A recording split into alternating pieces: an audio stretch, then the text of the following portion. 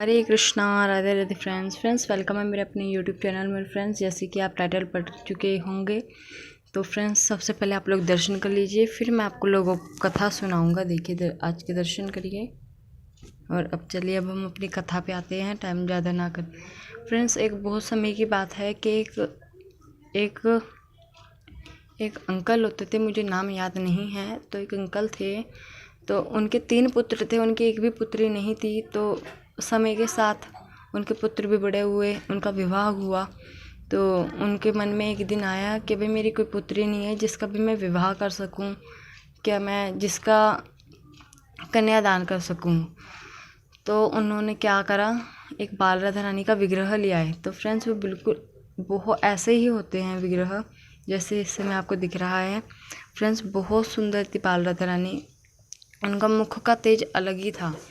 तो फ्रेंड्स, समय के साथ पूजा पाठ होती गई, समय बीतता गया। तो फ्रेंड्स, उन लोगों का नित्य नियम यही था, सवेरे जल्दी उठना, मंगला आरती करनी किशोरी जी की, फिर उनको शयन करा के, ठीक है फ्रेंड्स, फिर उन्हें शयन कराना, फिर चले जाना।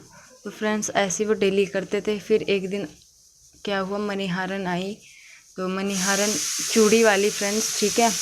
तो जो चूड़ी वाली थी, तो सावन का महीना था, तो उन्होंने बोला भाई, उनके उनके वहाँ पे उन मणिहारन का आना होता था हमेशा। तो उन्होंने बोला भाई, बहुओं को भाई चूड़ियाँ तो नहीं देनी, भाई सावन का महीना है।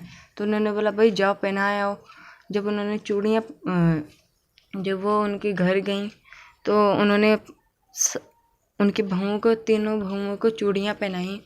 तो इतनी देर में जब वो जाने लगी, बहुएं भी अपने काम से अंदर चली गई थी पहन के फटाफट चूड़ियाँ। तो उनको बोल दिया था भाई पैसे तुम पापा से ले लेना। तो उन्होंने बोल के वो अंदर चली गई। तो भागते हुए एक छोटी सी प्यारी सी कन्या आई। तो उसने बोला भाई मुझे भी चूड़ी पहना, जब भाभीयों को पहनाई है, भाई मेरे को बिल्कुल जैसे बड़ी भाभी की चूड़ी है ना, बिल्कुल वैसी पहनाना, सुंदर सी प्यारी सी। तो उन्होंने वैसी चूड़ी पहनाई और उनको बोला कि उस कन्या ने, भाई जहाँ से पैसे तुम इनके लोगे तो वहाँ से ले लेना, ठीक है। फिर वो चली गई। जब उनकी दुकान पे पहुँची, तो उन्होंने बोला भाई इतने इतने पैसे बनते हैं, आप दे दीजिए। तो उन्होंने बोला भाई ये लो। और जब मणिहारन थी, वो बोले भाई पैसे कम है। तो बोले भाई 3 के हिसाब से मैंने पूरे दिए हैं। तो मणिहारन ने बोला जो आपके इधर एक छोटी सी बालिका है, रिश्तेदार की जो लड़की आई है, उसने भी तो पहनी है। तो उनको लगा कि भाई ये ज़्यादा पैसों के लिए झूठ बोल रही, तो उसे डांट के भगा दिया। तो फ्रेंड्स, उसी दिन फिर क्या हुआ कि जब वो अपनी दुकान बंद करके गए, राधा रानी को भोग वगैरह लगाया, जब वो सोने गए तो उनको लाडली जी सपने में आई। तो फिर उन्होंने बोला कि बाबा, सॉरी फ्रेंड्स, तो उन्होंने बोला भाई लाडो रानी क्या हुआ, आप इतनी उदासी क्यों लग रही हो। तो उन्होंने बोला कि बाबा आपने उन मणिहारन को कि झूठा साबित क्यों करा, वो तो बिल्कुल सच बोल रही थी।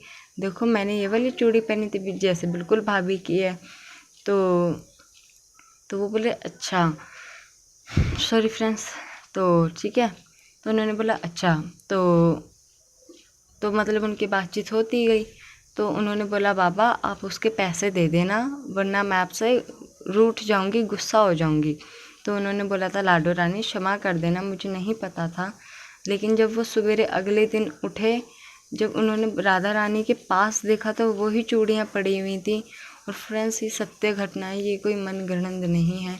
तो फिर उस मणिहारन को पैसे दिए गए थे, और हर साल सावन पे हमेशा लाडली जी के लिए वो चूड़ियाँ लेने लगे।